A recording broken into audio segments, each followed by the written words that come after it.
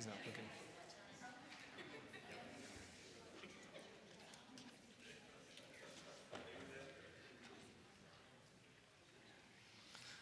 All right, well, good evening, everybody.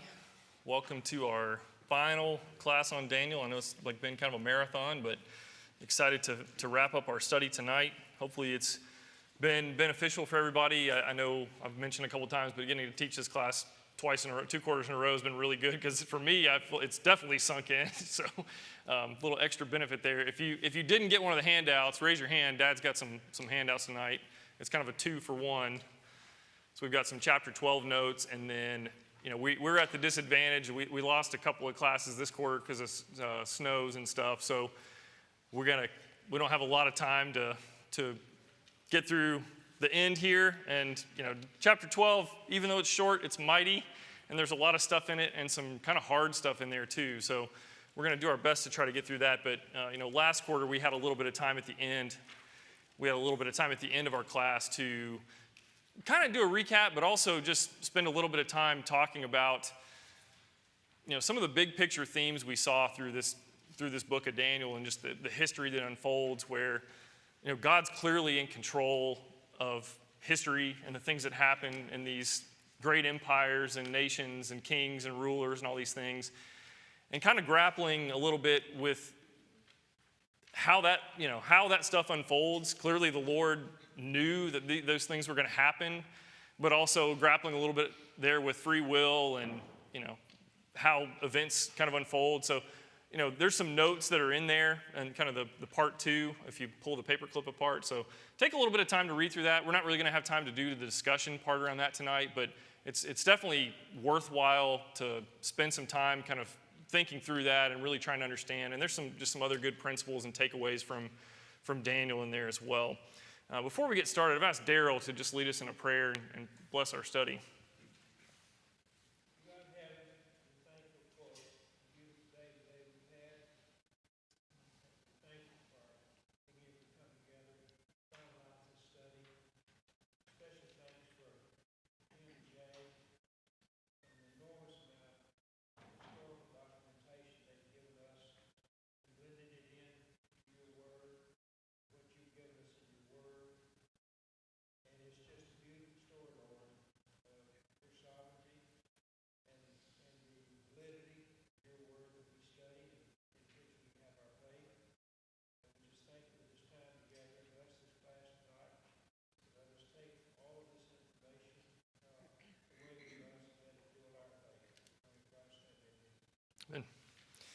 And one other thing before I forget too, I know several folks have asked, hey, we missed a week or so here or there, really want to get the handouts. If you want to just get a copy of all the handouts, please come see me or Dad, and we'll put your name on a list and we'll make sure you guys get that stuff.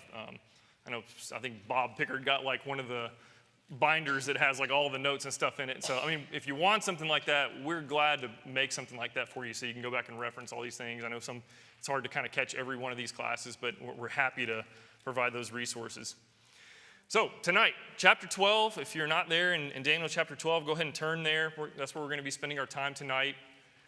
One of the things I wanted to point out as we begin chapter 12 and kind of wrap this class up, we've covered a lot of ground. We've gone basically from 605 BC. Again, this is when kind of you have the first wave of captives being taken out of Jerusalem. Daniel, of course, and his friends taken during that time from Jerusalem to the city of Babylon under the reign of King Nebuchadnezzar. And we're all the way down to 534 BC. We've covered a pretty good chunk of time. A lot of things have happened, obviously, and we're here at the end. So we're going to kind of do some wrap up here. And this chapter 12, obviously, this is a continuation of stuff that started all the way back in chapter 10. So we've spent those last couple classes going through chapter 11. You kind of got the king of the north, king of the south. Again, kind of these things unfolding as history unfolds with these different empires and rulers. And now we're seeing kind of the conclusion of this kind of vision that's being revealed to Daniel by the angel Gabriel. So as we think about that, okay, here we go. So if we kind of start back in chapter 10, right, this is kind of Daniel's terrifying vision he has of this man before him that's speaking these things and revealing these things. We go through chapter 11. He's basically letting all these events unfold, step by step through history. And then here, that's supposed to be chapter 12, we're here at the time of the end. If your little heading reads something like that at the top of chapter 12, the time of the end. This is, again, we're looking at 13 verses, and there's some really dense, kind of hard to understand stuff here in these at the very end of this. Some I think maybe is a little more obvious to us. Some of it is, sparked a lot of debate for a long time. For centuries, people have kind of argued about what this stuff means. So we're going to figure it out tonight in 40 minutes, So we're going to get to the end, get to the bottom of it. Where am I supposed to be pointing? Okay, so we're just going to read the text. We're going to read the text first, and then we'll kind of ask some questions and go along through it. So starting in chapter 12, verse 1, it says, "At that time shall arise Michael, the great prince, who has charge of your people. And there shall be a time of trouble, such as never has been since there was a nation till that time. But at that time your people shall be delivered, everyone whose name shall be found written in the book. And many of those who sleep in the dust of the earth shall awake, some to everlasting life, and some to shame and everlasting contempt. And those who are wise shall shine like the brightness of the sky above, and those who turn many to righteousness like the stars forever and ever. But you, Daniel, shut up the words and seal the book until the time of the end. Many shall run to and fro, and knowledge shall increase." There we go. "Then I, Daniel, looked, and behold, two others stood, one on this bank of the stream and one on that bank of the stream. And someone said to the man clothed in linen, who was above the waters of the stream, 'How long shall it be till the end of these wonders?' And I heard the man clothed in linen who was above the waters of the stream. He raised his right hand and his left hand toward heaven and swore by him who lives forever that it would be for a time, times, and half a time, and that when the shattering of the power of the holy people comes to an end, all these things would be finished. I heard, but I did not understand. Then I said, 'O my Lord, what shall be the outcome of these things?' And he said, 'Go your way, Daniel, for the words are shut up and sealed until the time of the end. Many shall purify themselves and make themselves white and be refined, but the wicked shall act wickedly. And none of the wicked shall understand, but those who are wise shall understand.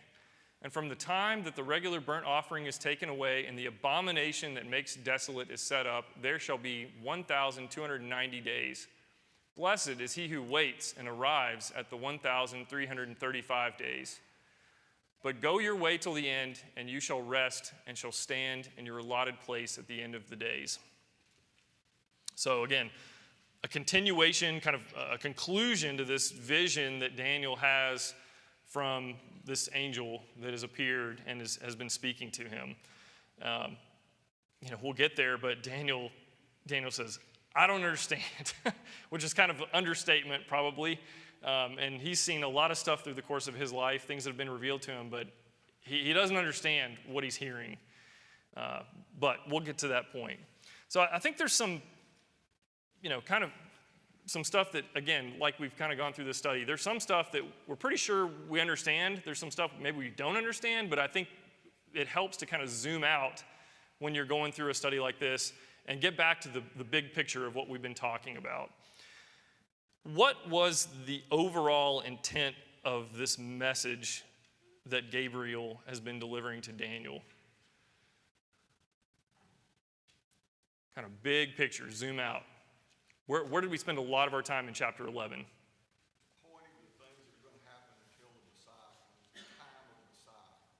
Yeah, and if we zoom out for the whole book, right, that's kind of been what we've been talking about. Remember, God's in control. He's in control of the nations, and all these things are happening. And what were the visions that we had kind of talked about since the beginning? Well, from Nebuchadnezzar's metal statue, every vision, that's the conclusion of every vision. You see these great nations, these great empires, these Gentile nations that are going to reign and rule, and then what comes after that? Yeah. In that very first vision, remember, it's this stone that's cut out of a mountain not made with hands, and it comes and it just obliterates that last, those Gentile nations. King of kings and Lord of lords is coming. Yeah. Than all the kings that have ever lived. So I think that's really helpful, even when we read this, to kind of understand this is clearly talking about things that are going to happen, things that are going to come to pass, and we're looking forward to something happening. And so when we kind of zoom out and look at that context, I think that just helps us understand a little bit of kind of where we're trying to go with this. So I've got a couple of big questions here, as we read this. A couple of the big questions that really jump out at me from the beginning is who are, he's talking about your people, and he talks about latter days. And these are kind of like two things that pop up, and it's like, okay, well, what is he talking about when he's talking about Daniel, your people, and these latter days? When is that going to happen? When are these latter days? So, and that's, if we go back to the beginning, again, kind of back to the beginning of when Gabriel starts talking to Daniel, if you remember the things that he said, he says, Daniel, you are greatly loved. God loves you, and he wants you to understand these things. And there in verse 14, basically God sent me to you to help make sure you understand what's going to happen to your people in the latter days. For the vision for the days are yet to come. This is stuff that hasn't happened yet, but this is going to happen to your people, and it's coming. So when he says what is to happen to your people, when you read those words or hear those words, who are Daniel's people? Yeah, the Jews, right? I mean, Daniel's a Jew. Those are his people. So I think that one's maybe a little obvious to us. He talks about, there back to the beginning, he talks about your people. And he talks about, let me see, I go back to the text. He talks about what's going to happen to your people. And he also talks about, these things that are going to happen, a great time of anguish, greater than any since nations first came into existence, this translation reads. But at that time, every one of your people whose name is written in the book will be rescued. When you see that written about, names written in the book, what immediately kind of conjures in your mind? What are you thinking about? Judgment? Is there like specific biblical, like Bible verses that come to your mind? Revelation talks about the book of life and names being recorded in the book of life. Yeah, Lynn? Revelation 20 says that if your name is written in the book of life, you'll receive eternal salvation.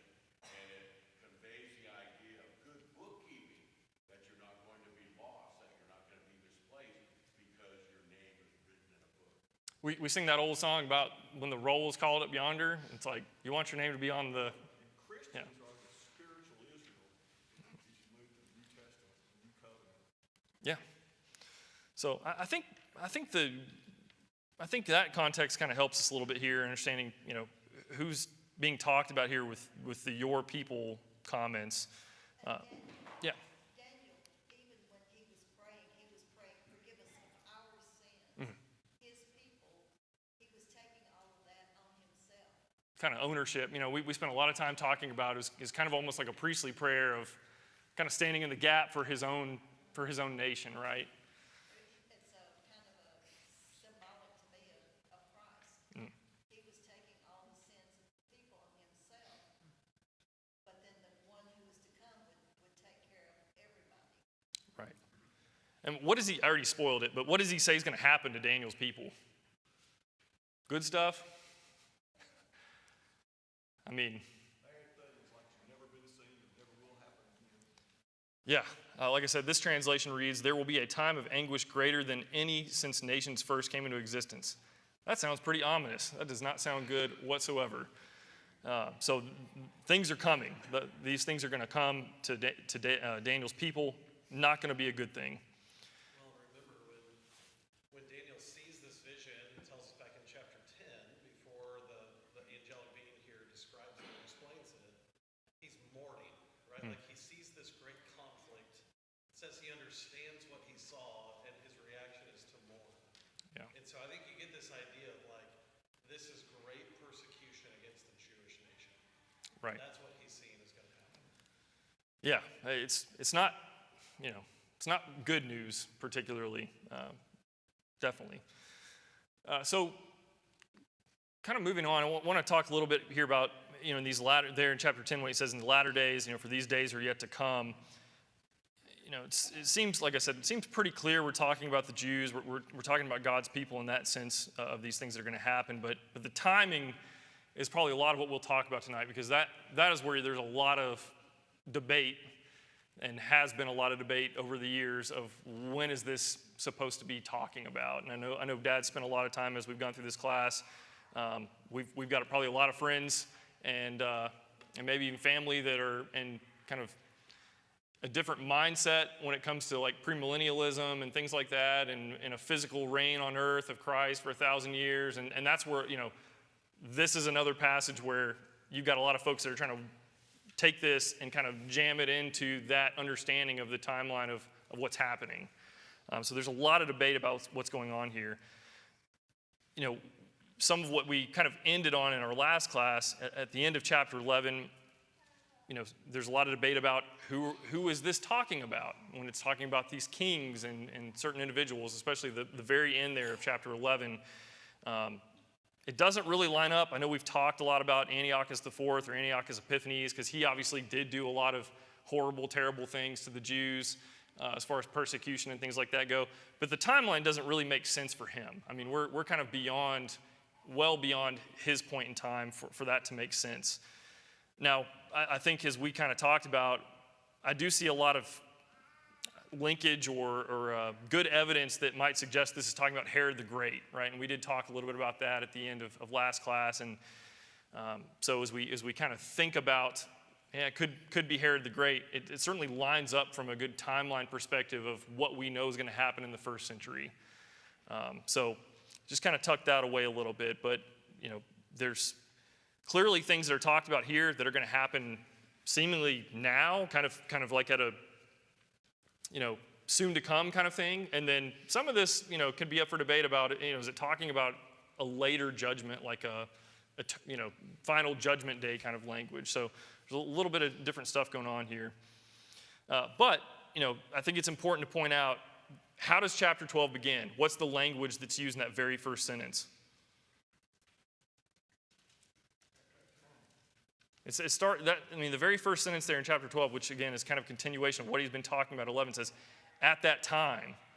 So if it's talking about that specific person, which again, we've kind of been looking at specific people, specific moments in history that have been going along, it seems like this is talking about this persecution, these terrible things that are going to happen to Daniel's people, is going to happen at that time, that it was talking about that person, that particular person. So again, kind of the timelines here, we got to just kind of reel ourselves back in a little bit about specifically when it's mentioning these things.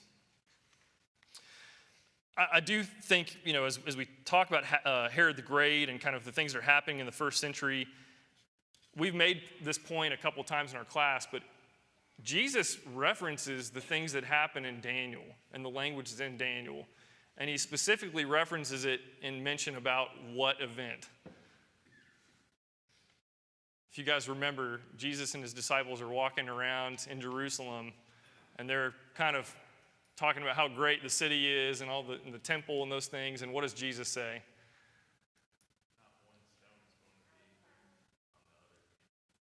And then he goes on for a pretty long time talking about how terrible it's going to be when Jerusalem is sacked, when it's destroyed. I mean, it's a pretty significant, and it's recorded in Matthew and Luke for us. He goes on, and Mark 2, he goes on a pretty long time talking about the destruction of Jerusalem. And I would say, I'm the first to admit, I've probably gone a long time without really thinking a whole lot about that. It's kind of like we get to that passage in the Gospels and we read through it and we just kind of, he talks about Jerusalem being destroyed, and we kind of move along. It's a huge deal. I mean, it's a really big deal in the scheme of the thing, the big grand picture of God's plan and things that are happening here. We're not Jewish, didn't grow up Jewish, weren't raised Jewish, so I don't think it really hits us the way it would have hit them. I mean, it's their whole life. Everything about what they do is tied to God's law, is tied to their worship at the temple, and everything about that is just about to be obliterated when Rome comes through and destroys Jerusalem. Their whole lifestyle. Yeah, It's not just their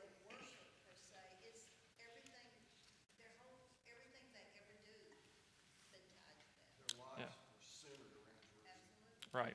I would encourage you to go back and read.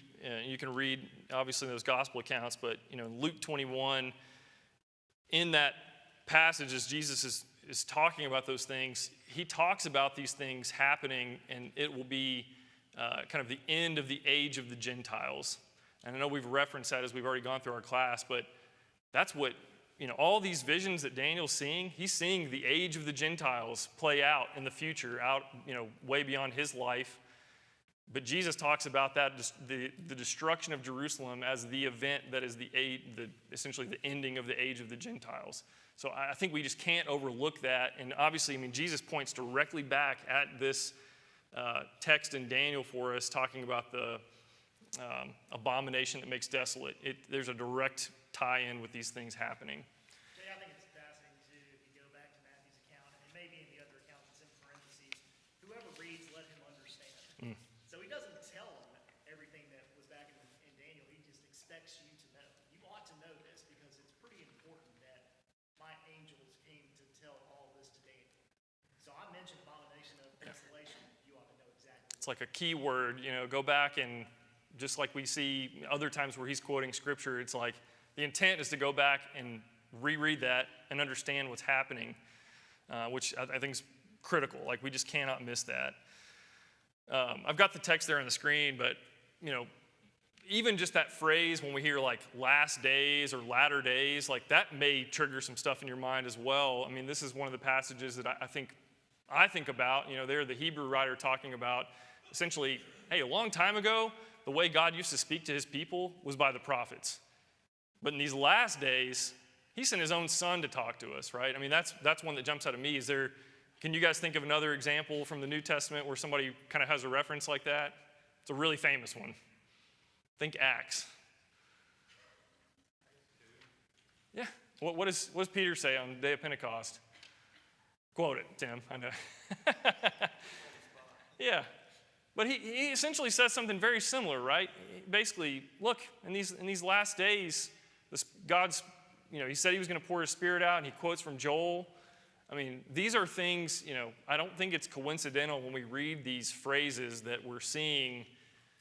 Again, it's kind of almost like callbacks to things that God said were going to happen, and they're happening, or they have, occurred. So it's really important for us to see some of those.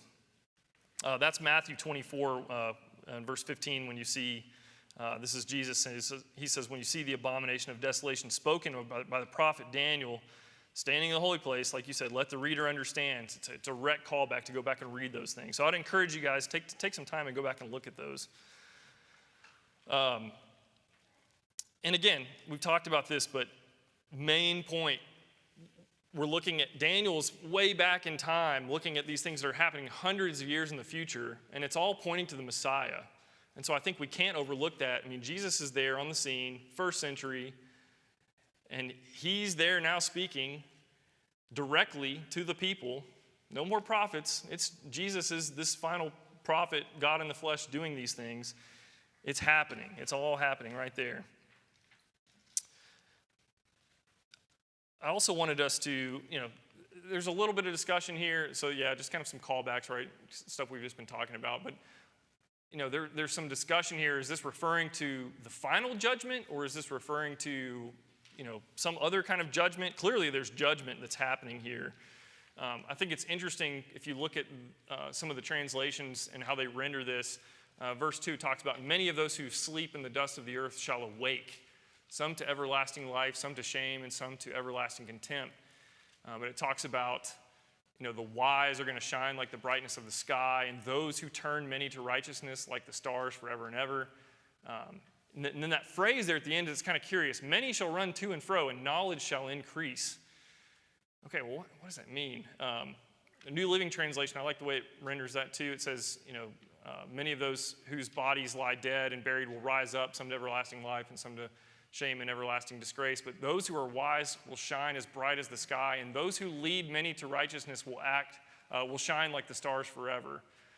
So you kind of have this picture that you have dead people that are going to awake or arise, but there's clearly still activity going on because there's an ability for people to lead other people to righteousness. So if I'm dead, if I'm all the way dead, I'm not living anymore, it's going to be pretty hard for me to lead somebody else to righteousness. And so we kind of get this sense here, is this talking about, when Jesus is on the scene and spiritually, God's spiritual people are awakening. And we talk about spiritual awakening, and, in our country we pray for things like that. Clearly we saw those things happening in the first century. The gospel's being preached. What happens on Pentecost? Thousands of people are coming to the Lord. You kind of see this revitalization of God's true spiritual Israel happening there in the first century. So I'm not the expert, but just here you frame it that way, it reminds you of Ezekiel, the valley of dry bones, and all that coming back together, coming back to life. And this might be what it's talking about. The kingdom was introduced by Jesus, and Jesus said those who were in the water and spirit will enter the kingdom. And that's kind of, to me, what it's kind of referring to. The picture in Ezekiel, the picture you see in John chapter 3, kind of fits yeah. what you're saying about this particular passage. I didn't put it on the screen, but yeah, that's where my brain was going too. The dry bones, becoming living again. And we're seeing, there's a picture, right? A mental picture we have of these things. I do want to point you guys over to John chapter 5. This is another, time where Jesus is speaking, and you'll know this when I start reading. It's truly, truly, I say to you, an hour is coming and now is here when the dead will hear the voice of the Son of God, and those who hear will live. For as the Father has life in himself, so he has granted the Son also to have life in himself. And he has given him authority to execute judgment because he is the Son of Man. Do not marvel at this, for an hour is coming when all who are in the tombs will hear his voice and come out, those who have done good to the resurrection of life, and those who have done evil to the resurrection of judgment.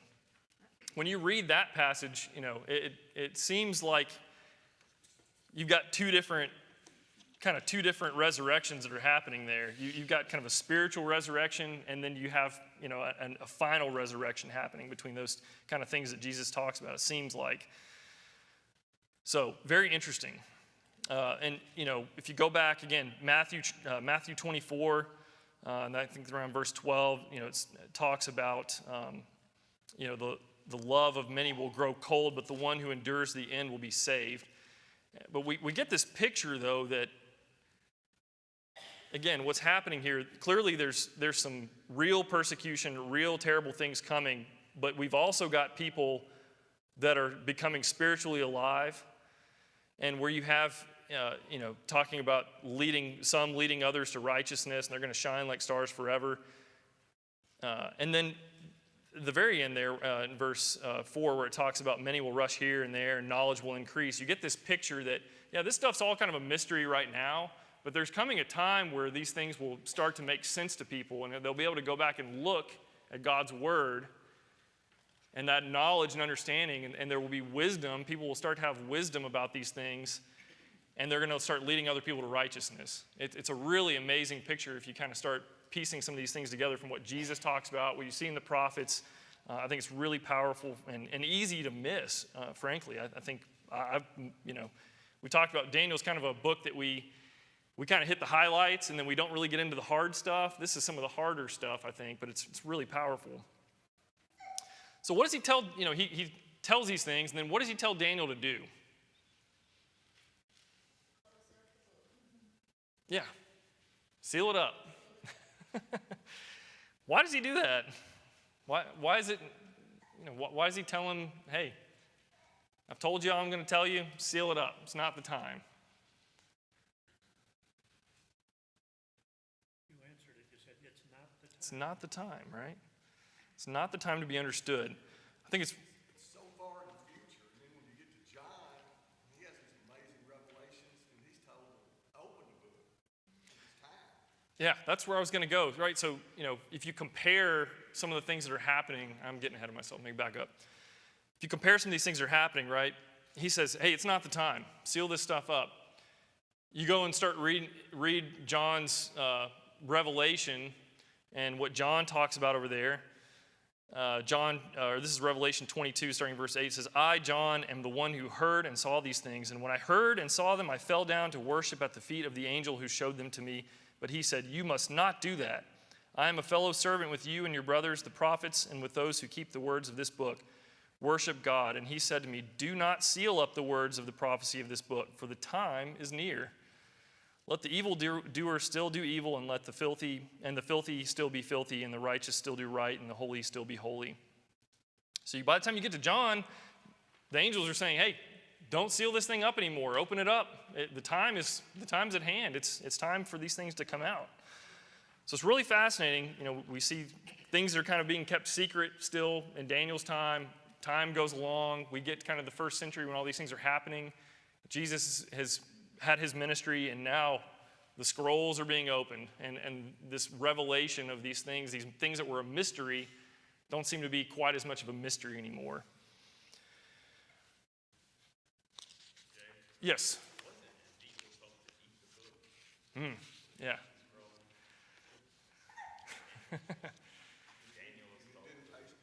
No. I'm sure, yeah. I mean, and, it's just so hard, again, it's so hard for us to, we look at this as like, oh, some of this stuff is kind of hard and difficult. I mean, Daniel straight up says, I don't understand this stuff. And in a lot of ways, you just feel so bad for the people that lived back then, because they did get to see these amazing things, but they didn't really get to understand what's happening. And we can just open this thing up and look, and if we actually try, we can understand what's happening here. It's just incredible. Chapter 8, verse 12 says, people will stagger from sea to sea, and from the north around to the east, they will wander about looking for revelation from the Lord, but they will not find it. It just wasn't the time. The time was not yet.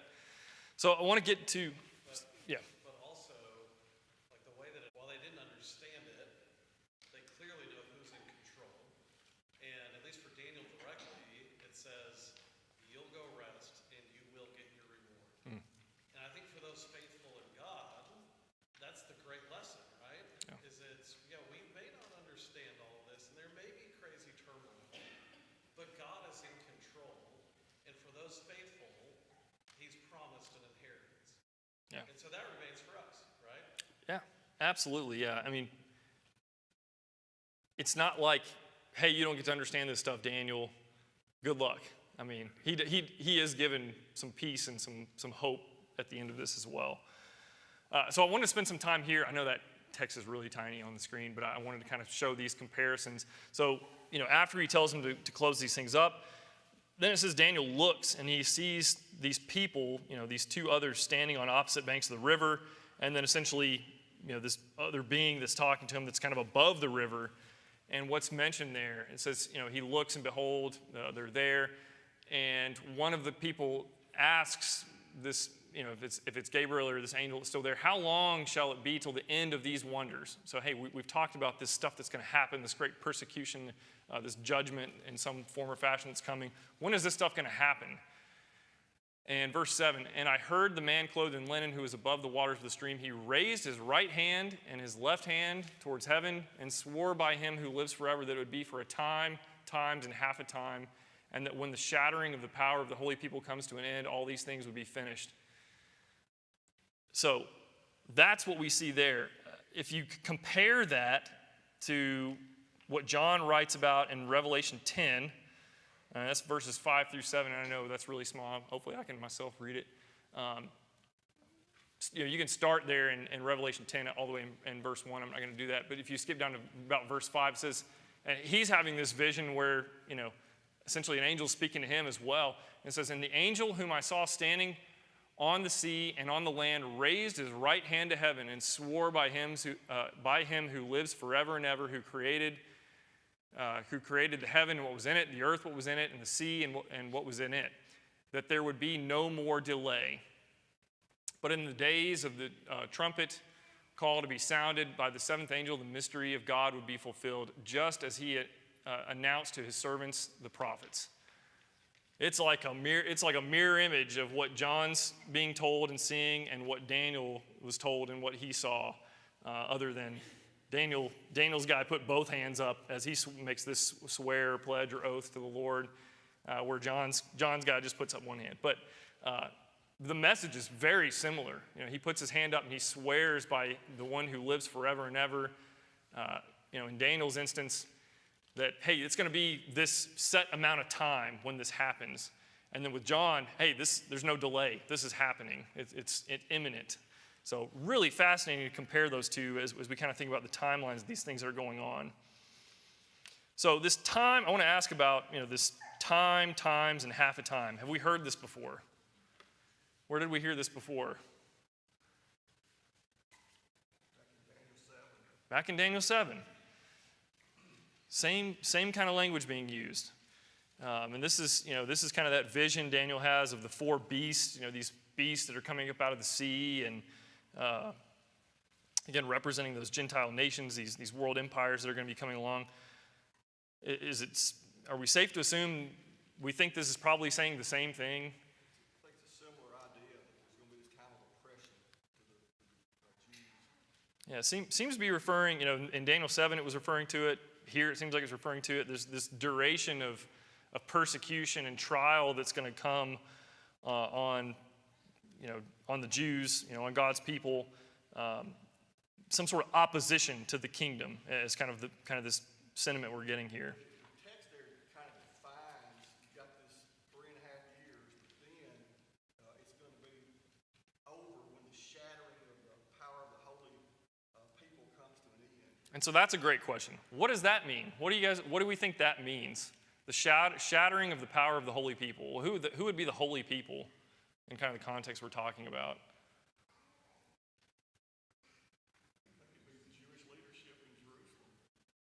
I think it's talking. The holy people. God's holy people are the Jews. His nation, this physical nation. And what would be the shattering? We've kind of talked about this already a little bit, but what would be the shattering of the power of God's holy people? What's the event that's coming? Christ, and specifically, even more specifically than that, yeah. Carrie. That's the sense I get. If God's people, like we said, everything revolves around Jerusalem. Their daily life and all the festivals and the feasts and the worship at the temple and the sacrifices. Their whole life revolves around this Mosaic law that they've followed for century after century after century. And there's this time coming where that whole system and everything about it, God's going to end it. He's going to bring an end to it. And Christ is going to come and establish this eternal kingdom we've been talking about. I think we have to think about the time of the Messiah more than just his birth and his ministry. It's the time frame from that to the destruction of Jerusalem. So when Jerusalem is destroyed, that's the end of the old covenant. They can't worship under the old covenant anymore. So it's gone. Jesus spent so much time talking about this to his disciples, and that was really the last teaching moment that he had with his disciples before he was arrested, and he was tortured and crucified, and that was the last thing he left them with. So I'm not saying it's definitive. To me, a lot of the planets are lining up on a lot of this stuff. It seems to make a whole lot of sense to me. I mentioned about Daniel. He hears these things. He says, I heard, but I did not understand. It's really interesting. The passage kind of right after that, there in verse. He basically says, what's going to be the outcome of this stuff? What's going to happen? And the angel essentially says the same thing. Look, it's sealed up. You've heard what you've heard. You're not really getting any more than what you've heard. But verse 10, many shall purify themselves and make themselves white and be refined, but the wicked shall act wickedly, and none of the wicked shall understand, but those who are wise shall understand. If you go and compare what we're seeing there, this is from the passage on the right. This is from 1 John chapter 3. It says, John writes, see what kind of love the Father has given to us, that we should be called children of God, and so we are. The reason why the world does not know us is that it did not know him. Beloved, we are God's children now, and what we will be has not yet appeared, but we know that when he appears, we shall be like him, because we shall see him as he is. And everyone who thus hopes in him purifies himself as he is pure. So you get this sentiment that these things are coming, and there will be people that are spiritually awakened that are going to go purify themselves by connecting themselves with Christ. because Christ will have been there at his ministry, called people to him with the gospel, and the people that are wise and understanding are going to look back at this stuff and they're going to figure it out, and they're going to go. I think it's really, really fascinating. Well, in all these years leading up to the destruction of Jerusalem, the gospel has been spread throughout the world, and people have been saved. They've been brought. Like you said, there's been 40 years, between the time Christ is crucified and the time the temple in Jerusalem was destroyed by the Romans. And so, in the course of 40 years, and there was a lot of persecution that was going on through that time, obviously, the gospel has spread. I mean, it is out there. It is out and way far away from Jerusalem. And we kind of see this true spiritual Israel that God had always wanted, had always, called his people to be. That's what we're seeing now. We're seeing this spiritual awakening. I do want to just quickly, I know we're real short on time here, but the abomination that makes desolate, and I know Dad's mentioned this a few times in his class, this class so far, but this is one of those phrases where you see all this stuff about the Antichrist popping up left and right and trying to attribute a lot of that stuff. And Jesus obviously references back to the abomination that makes desolate. When you see these things, this should be a trigger. This should be something that kind of takes you back to understand. This particular section of our text here, though, I mean, when we're talking about 11, 12, 13, or really 11 and 12, this is hard stuff, and I don't know that we really have a definitive answer on exactly what this stuff means. But these are a couple of verses that people want to grab and just make it into whatever they think it. They want to make it into kind of either fit their narrative or just go crazy wild with it and come up with all kinds of different things. But if we go back, right, if we kind of go back to what we've talked about and reference, this phrase, kind of abomination that makes desolate, some mention of abomination, desolation. We really see this pretty exclusively like in Daniel, and it appears 4 different times. I mean, we've gone through this, study over the last few months. It appears back in Daniel 8. We see it in Daniel 9, Daniel 11, and then we're seeing it here now again in chapter 12 here. So we see it 4 times. I think it's important for us to understand. It may not necessarily be, that phrase isn't necessarily referring to like only one specific event. If we look back in Leviticus, God talks about how, through Moses, if you don't follow me and you don't do the things that I've told you to do, I'm going to make you desolate. I'm gonna make your land a wasteland, and all the blessings that you should have, you're not going to have those things. So we see this language, this kind of judgment language, all the way through the Old Testament, so I think we just can't get it out of our minds when Jesus remarks back, when he's talking there about the destruction of Jerusalem. He mentions this phrase and he points back to Daniel. That's why I think it's so clear there is a connection here between these things that are going to happen and the destruction of Jerusalem. Like the things that are being talked about here in Daniel. It seems pretty clear the linkage it's talking about this particular event, at least in this context. Now, the 1,290 days, the 1,335 days, what does that mean? I'm not going to sit here in 2 minutes and profess to act like I know what that means. Do you have a good... Well, in the handout, there's several different explanations of that. Some of them are not very good at all. I think the last one there makes a lot of sense. From the time that the Romans left Alexandria to put down this rebellion in AD 66 to the time Jerusalem was destroyed was 3.5 years.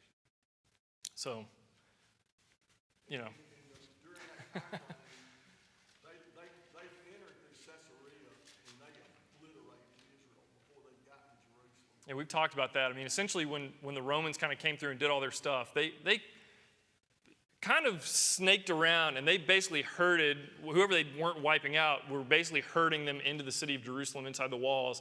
And then once they got inside the city walls, that was it. I mean, they had basically, it was fish in a barrel, and it was just horrific. I tend to think the destruction of Jerusalem was just an event that happened in 2 days. It went on for 3.5 years. Yeah. So I know we're at time. I just want to make the point here. We've talked about the amazing life of such a faithful guy in Daniel and just his character, his moral uprightness. As Dan mentioned, Hebrews, he's told here that you're going to have your allotted place at the end of days and you'll be able to rest I want to point you back over to Hebrews 4. There's a lot of mention about God's rest and what that means and what that looks like. I think there's a lot of peace for Daniel in that, and hope and peace for us too as we think about our faithfulness and where God's going to take us when our time is over. But just truly an amazing study here in this book. We're talking about Daniel seeing prophecy and vision of things that are going to happen over the course of 500 years into the future, and then it just plays out like clockwork. Just absolutely amazing. And just think about some of the stuff we've talked about in this class and what we've seen. Just been a great study.